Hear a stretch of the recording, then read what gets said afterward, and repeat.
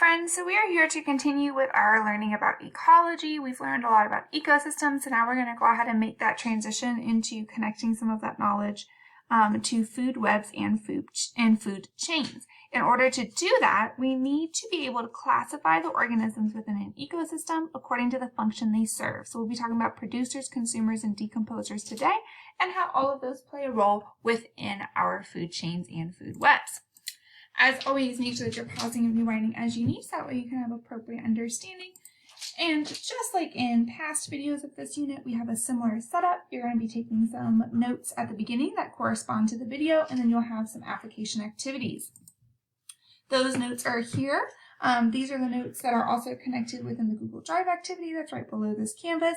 I would suggest having both up at the same time, so that way you can go ahead and pause me and write down those definitions as you need.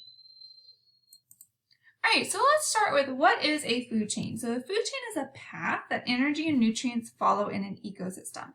In a little bit more simpler words, it shows who eats who, okay? And it shows how those organisms get that energy, okay? So energy flows in one direction. And so it starts with a producer. We're going to learn that a producer is something that produces its own food. So that's like a plant, right? So if I'm looking at this one right here, it starts with this plant. The bunny eats the plant. So the bunny, all of that energy from the plant is now in the bunny because the bunny ate that food. All of the energy in that bunny goes to the snake when the snake eats that bunny. And then finally, all of the energy in the snake goes to the fox because the fox eats that snake. So that was a food chain. It's just like a one-way sort of system. A food web shows how all of these different food chains are linked together, okay? So it has multiple consumers and producers. So like this is one food chain right here. We can see the carrots are eaten by the bunny is eaten by the fox. Another food chain would be, let me go ahead and get in a different color for us, the grass to the bunny to the fox. The bunny eats the grass, the fox eats the bunny. If we wanted to go over on this side, we can see we have the bird eats the grains, and then the fox eats the bird, etc., etc. So we have all of these different food chains, and how they interact and connect with one another creates that food web. All right, so now that we know what a food chain and food web is, let's go ahead and talk about those different parts of a food web and food chain. So the first thing we need to talk about is the difference between a producer and a consumer, okay? A producer is something that can produce its own food, okay? That's why we call it, let me go ahead and get my highlighter on. That's why we call it a producer, because it can make its own food, okay? So this is plants, okay? Plants are commonly producers because they use energy from the sun to make their own food. A consumer is something that cannot make its own food. It has to eat to get energy.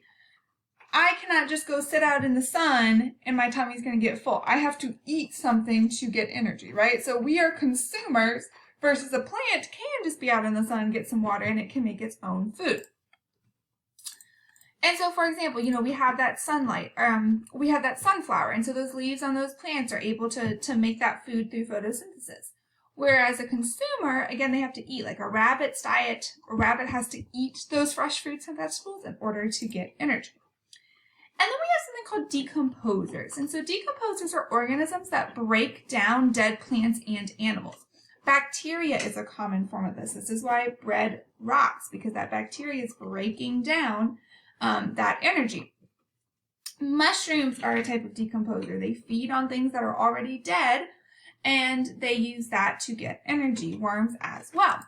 So now we know the difference between consumers, producers, decomposers, but there's more because there's multiple types of consumers, okay? So there's three types of consumers. The first one is an herbivore. An herbivore only eats plants. I like to think about it as like herbs, which are plants. Herbivore eats plants. So that would be like this elephant right here. An elephant only eats plants. A carnivore only eats meat. Now it's important to note that this is an organism that can literally only eat meat, okay? Like a tiger's tummy would be upset if they ate plants, so they only eat meat. versus an omnivore is an organism that can eat meat and plants. Okay, a raccoon is an omnivore. Humans are omnivores. Now, do some humans make the choice to only eat vegetables, like if they're a vegetarian? Yes, but that doesn't make them an herbivore. They're still an omnivore because they can still eat those meat and plants, okay? So those are the three types. Herbivores, only plants. Carnivores, only meats. Omnivore can eat both meat and plants. And so again, that's just showing the differences between they can do it. So then within this energy pyramid, this connects back to our food chains as well, because we're probably going to have more than one consumer in our food chain. And so it shows that as we go up, there's less and less energy available because we're moving up with our consumers. So like producers, that would be our grass. The grasshoppers eat the grass. That's a primary consumer. Primary means one. Secondary, two. The snakes are second in that. They eat the grasshoppers, which are a consumer, and then the grasshoppers that eat in the grass. Tertiary means three. That owl's at the very top. There's less energy available because it's gone through so many different levels. It's been transferred so many times. The owl eats the snake had eaten the grasshopper had eaten the grass had gotten its energy from the sun. So we can label our consumers based on if they are on the first level, second, or third. All right, so go ahead and make sure that you filled out that vocabulary notes, and then you have a couple of different activities. The first one is you're going to go ahead and state whether it's a producer, consumer, or decomposer. You'll click and drag it to cover the picture. Then you're going to think about what types of consumers are these. Do they eat plants? Do they eat only meat, or do they eat both? You might have to look up a couple, or you can always ask me as well when we're working on this together in class. And then you're going to label a couple of food chains. Okay, so here's a simple one with just 3. Here's a more complex one with 5. We're looking at that primary, secondary, and tertiary. And then lastly, you're going to do the inverse. You're going to click and drag to create that food chain. As always, let me know how I can support.